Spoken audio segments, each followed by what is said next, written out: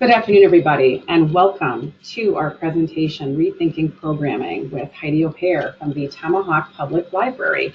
My name is Jamie Machik, and I am the Education Consultant of the Wisconsin Valley Library Service, and we're very happy that you're joining us for today's presentation. I'll be chatting with you in the chat box throughout the presentation, so I'm going to stop talking and turn our presentation over to Heidi. So Heidi, whenever you're ready, please begin. Hello everyone, my name is Heidi O'Hare and I am the director at the Tomahawk Public Library and relatively new to the profession. I've only been a director and working in libraries now for a year, and luckily I received the WVLS Professional Development Scholarship that allowed me to go to the WLA conference in October, where I enjoyed the keynote speaker, Sybil Madison Boyd. She talked about igniting interest in every child at every level. And when I took notes during the conference and the keynote speaker, two things became a theme for me, and they were programming and community. So today we're going to be talking about rethinking programming. And I'm sure everyone's thinking, why? Well, for me, programming is relatively new, but I have come to the conclusion that understanding how programming is important to the library and how programming is a material that we need to justify in many ways because of how it affects our budgets and our staff and our time and the value it brings to the community for both enjoyment and supporting our patrons in what they do. So when it comes to programming, I think that the outside world is very important, and how it is either connected or influences our programming, and more importantly, how it also influences and connects with our patrons. We are one of the resources for our patrons to be able to see things both globally and within our community. So when we think about programming, we may have very many puzzle pieces to arrange because of all of the different times and different places that we have the ability to create. Now, how do we provide for our community? I think one of the ways is by thinking about the community and thinking about the library itself, because the communities we serve are very important to us. And I think one of the things we have to do is think about how to find the heart of our community in the sense of what is important to our patrons in the area, and then thinking about that and how that we can develop that. Now, when we are developing it, one of the things we really need to think about is both quantity and quality. Those are your choices. I think that when it comes to quantity and quality, it is just like a flower. It has an opening stage, and you have to think about what is being responded to and what is not, what will service your area, and what will make you think about helping the area. And there's quite a few different ways that we can do that, and we'll be talking about that later on in our discussion. Now, one of the biggest things is when you think about programming, everything is a blank slate in some ways. Now, you do have to think about all of the different thoughts that go through your mind when it comes to programming and how to keep those thoughts. Because right now, we live in a world where we do have information overload, in the sense everywhere we look, there's ideas and different things. And it's sometimes hard to focus, but I think that you can take ideas that are around you and edit your process as you go through, but first you need to keep all of the ideas. And one of the ways I do that is by keeping short notes on my phone, otherwise writing information on a board, also taking notes, and then using your computers or files.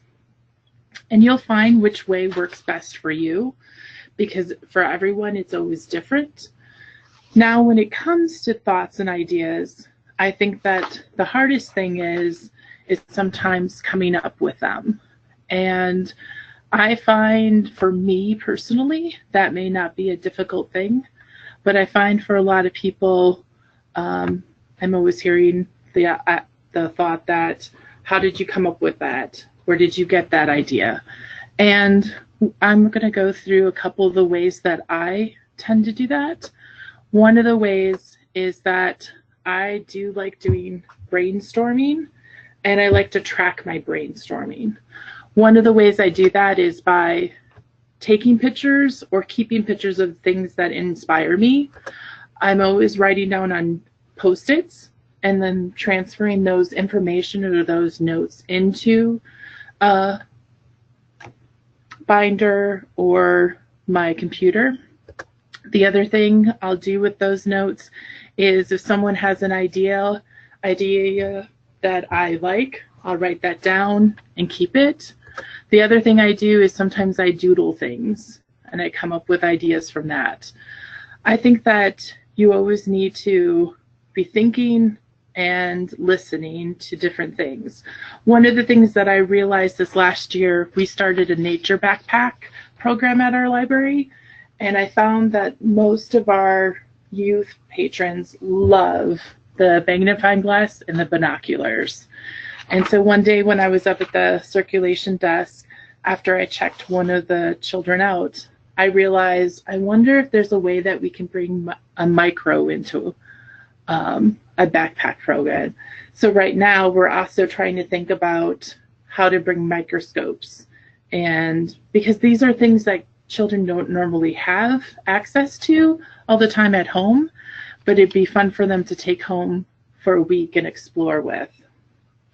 So one of the things I'm always asked about is the creative mess, and how do we create, or how do we get our mind in that set of thinking? And I think that the biggest way to create is to create the brainstorms, which I just talked about. And one of the ways I do that is a simple and tried way. And I'll breathe and think and clear my mind, and then I'll come up with keywords that I think will help me lead to something. I also think that a lot of the time, simple things can lead to a solution that you're trying to work out, and that if you just have the time and the thoughts, that they will come to you. I also think a lot of our ideas and solutions will come about by watching and visiting and looking around. So observing what you're looking at. I think that it's really important to travel to see different places and different things. I think it's really important to get outside of your library and look at other libraries and just see what else inspires you.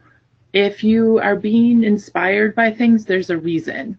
So think about that reason when you look at it and remember why that happened. And I think that's why it's really interesting to sit and think and ponder. So, because if we make the time for planning, then that's how we'll get ideas. I tend to visit other libraries for inspiration, but I also do what I call my weekly idea walking. So I will always walk around our library and I'll think about the programs or what people are doing. And I make sure I do this at different times and when different patrons are in. And I'll usually also stop and talk with them and get ideas. And I think that's really important. I noticed quite a few months ago when we had some coloring bookmarks that they would go out a lot faster than other ones. And so one day when I asked adults if they would also like some coloring sheets, I found that our patrons really enjoyed having us make copies of different coloring sheets for them to be able to take home or use here at the library. We already had that in our youth area, but now we also have it in our adult area. And I find that passive programming for adults is a big key for us, and we're tending to explore it a little bit more and hearing what our patrons really enjoy and like. Now, the last part of being able to find ideas is obviously listening, but I think it is in our human nature to make that the hardest thing. And I think that for me, especially, I know sometimes it's hard to listen to another person. And some tips that I would definitely like to give you is make sure that you pause before you talk when someone's giving you ideas or feedback, and make sure that you're actually listening to what they're saying and not trying to justify some of the things that you're doing. So taking the time and listening to the people can make a big impact, because it's really hard to hear what other people need or want from us. And because typically in a day, it goes by fast and it seems like we have a lot to do. But I think making time for our patrons and listening what they like and what they'd like to see is very important.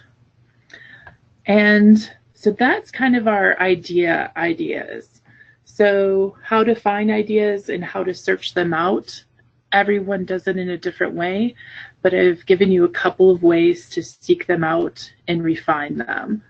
Now that we have all of the ideas and they seem to be clouding around us, we're going to be taking some time to dream big and to also find a way that works for us.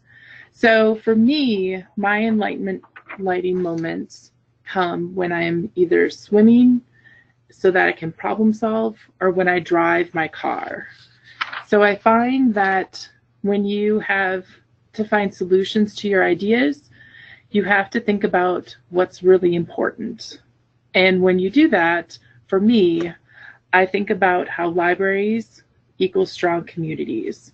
If you think of our communities, we all have different resources, whether it's different businesses, different developments, different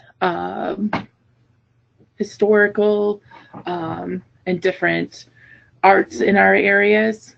But if you think about what's around you, that's how you can create a stronger link with your environment and what's going around.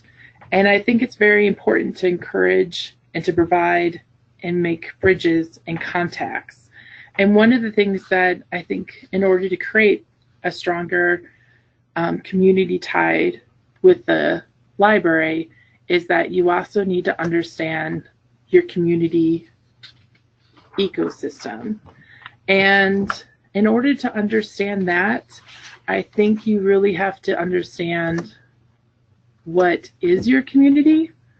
And I'm sure most people have lived in their community for a relatively long time. And I think it's hard to always look at your community with fresh eyes to know exactly what they're looking for, or what not take advantage of things that are now or developing. I think that always keeping in the back of your mind, how can we bring the community together, is a very good place to put your ideas into practice. I also think that when you look at your community, the first thing that you should think about are your patrons. What type of day do they come?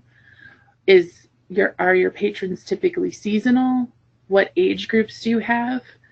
What are your current patrons, and which ones are more present than others? And who are your future patrons? I think that it's very interesting for us, because when we started asking our questions about who they are, what they need, when they need it from us, and what they're looking for, one of our new programs came about. So we have a reading library program that goes on at all libraries. And one of the things we talked about this year is doing a winter reading program. Not during the fall, not during the holiday season, but ours just started last week during the lull time for most of our patrons up here, since sometimes they get trapped at home or they don't want to go out as much, depending upon how cold it is. I think you have to just think of, what do they need from us? So taking some of the ideas that we've done in the past for summer and rejuvenating them, we've created a reading program both for our children and our adults. And I think that's the type of thing that you have to think about. What or how can we help our patrons? I think the other thing is that you need to explore the area around you. I think you need to find out what is unique about your community. What are the things that people are excited about in your community? And also ask for help and ideas.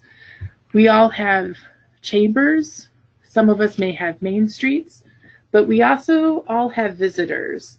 One of the things I find that's very interesting is when we have visitors come in and they talk about our library, I always like to find out what they think is unique, or what they really like about it, or what they would like to see. And I think sometimes the visitor gives a new and fresh eyes that you wouldn't normally find. I think that also you need to find experiences. Experiences is one of the fastest growing commodities for younger generations.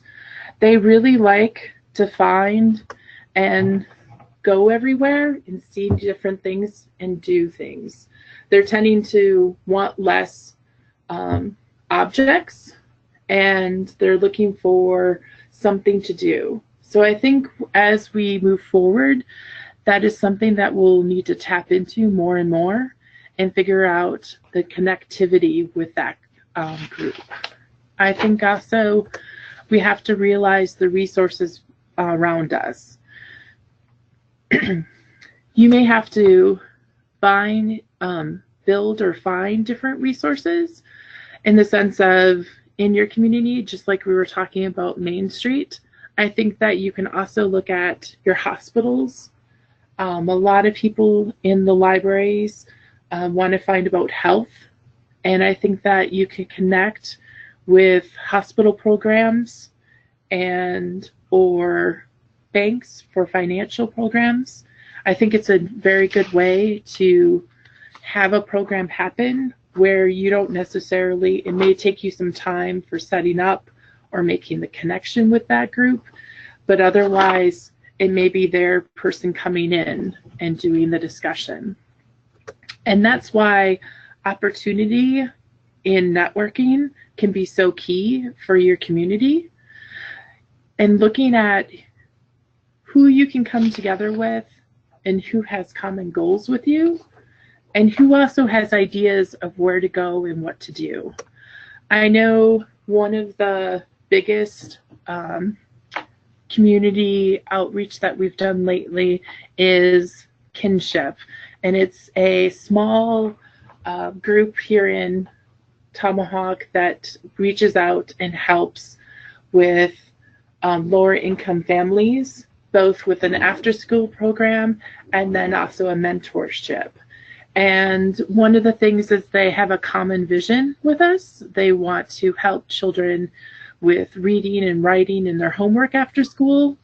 And I thought and wondered why we weren't either helping them or seeing if they wanted something from us. And one day I just walked in and I introduced myself and I asked them if they would like a meeting. And so we met and we started a relationship where now we have a book program at Kinship where the kids of different ages are able to come in and read books, and that way we don't have to worry about the books disappearing or the kids not losing them. That way they have something there every time they come back and to read and enjoy. And it also changes, and so that it's also different material and everything else for them to do. And now that we know and have ideas, and now we know our community, I think it's a good time to review. And I think we have to really put in the mindset of our perspective and think about the community and what we're trying to do. And these are some key words that I think would help you think about and focus of where we're going to begin to shift now from gathering information to planning. I think that what we all want is good programming, and because we have such a smorgasbord of ideas to be able to look at, I think we now need to focus on what programs really can make an impact, but also what programs can really help us. And by doing that, I think we first need to have a clean slate. We need to look at our calendar and organize what programs we currently have and break down the calendar and show this is what we have every month, this is what we have every week, this is what we have quarterly or yearly, or you can divide it into the 2 seasons of kind of like summer and winter. But what gaps do you see? And remember, all of your patrons in the community, make sure that you're providing for all of them in the sense of who and what they're doing, what is important. One of the things I really looked at is we have a great deal and a wonderful, thriving youth programs, but when it comes to adults, we don't necessarily have as much to offer them. So what I first did is started writing down what we have and where we want to go. So my objective was to start thinking about focus on 2 things that I wanted to change in the coming year. So now I'm making decisions. How many new things do I want? And when I'm focusing on the 2, I'm going to ask myself, what can we do with the resources we have? And can I add only 2 a year, to a quarter, to a month, or to a week? And depending upon the size of your library, that will depend upon what you can add. But I think when you're adding programs, you really need to focus on only 2 of something, because I think it can be overwhelming if you start to try to add too much at one time. So now, when we go back to the brainstorm and all of the ideas we have, we first need to think about how does the program relate or fulfill a community need or interest, and what choices am I going to make? And I think the choices can be difficult, but I think that you can remember, if this works, then next year I can add something else. But remember to focus on the 2 you want. So when you're focusing, the next thing that I want you to do is narrow in your field and really look at what your goal is. Now that you have program ideas and you know how many you want, I want 2, and I have program ideas, you need to write the goal of the program so that way you have a guide to help you organize and answer the questions and create a program that is helpful and outreaching to your community. So for instance, one of the things I realized when I wanted to add adult programming is in our community right now, passive programs are much more ideal for most of the adults we have, especially in winter, because of the driving and the roads. So how do I create more passive programs during the winter? And does it help me to create those during the holiday season or afterwards in January, February, March? So that was my goal, is to create passive programs during winter in January and March. And now I've set that goal. I look at my ideas and then I'm able to move forward. And this is all of the wonderful things that I have about rethinking programming. And if anyone has any questions, I'd be more than love to answer them. All right, thank you so much, Heidi. If anyone does have any questions for Heidi, we do have a few minutes left to take those. And Heidi, I have one that came in, and that is, you talked about how you should make sure, so like as a public library employee and probably as a director of a small library, you are getting ideas. If people come in and they say, I think you should do this, or I'd like to see X, Y, Z. So in your mind, you might be thinking, okay, that's really crazy, or that's never going to happen, or there's no way we could do that.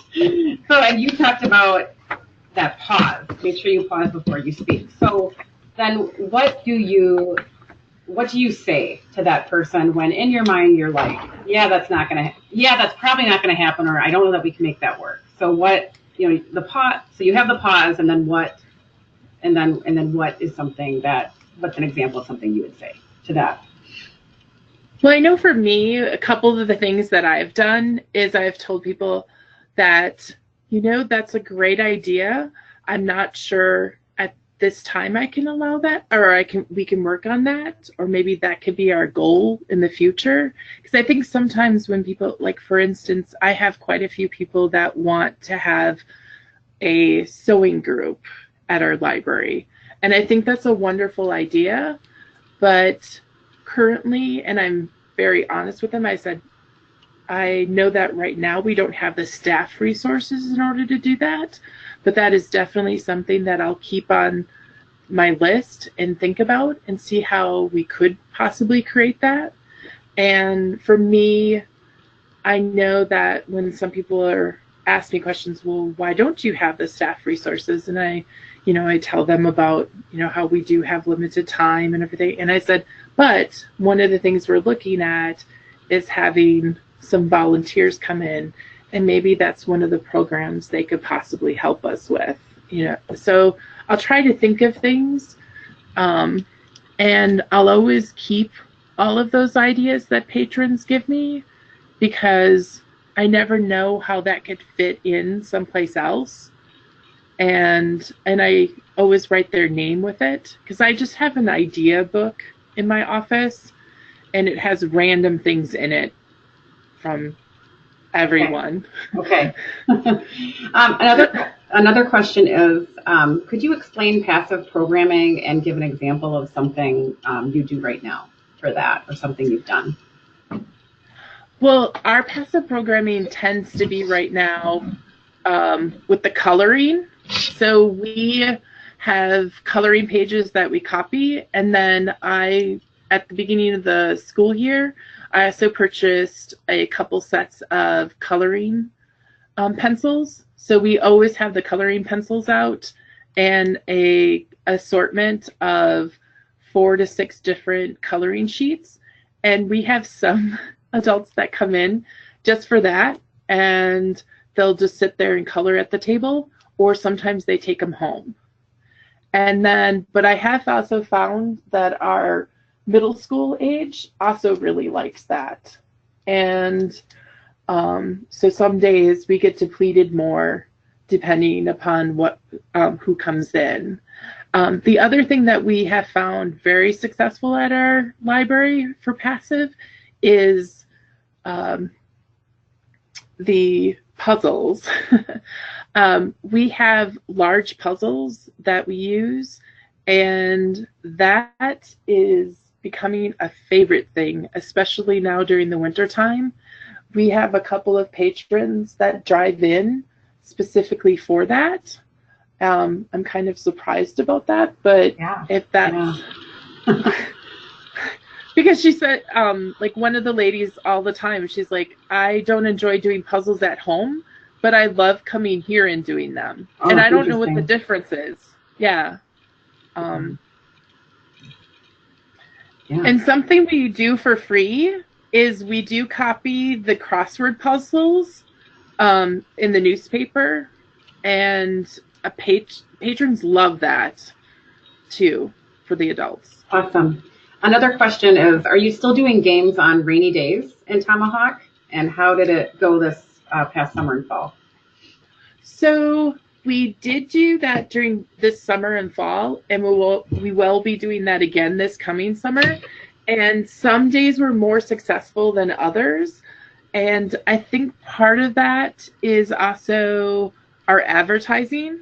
So one of the things that we're doing is last year we went to the Tomahawk Home Show, and I have found that most vacationers don't think of the library until I have conversations with them and talk to them about what we also offer. And I've noticed now there's quite a few families that have cabins up here that now come in a great deal more on their weekends here if the weather isn't as nice. Okay. And I've even had a couple of them ask, oh, can we use them here again in the library? Because there was a couple weekends ago where a family came in and asked to use them, and we did that. So for us, that was successful. So that's great. Well, we are just out of time, so I want to thank all of you for listening in today.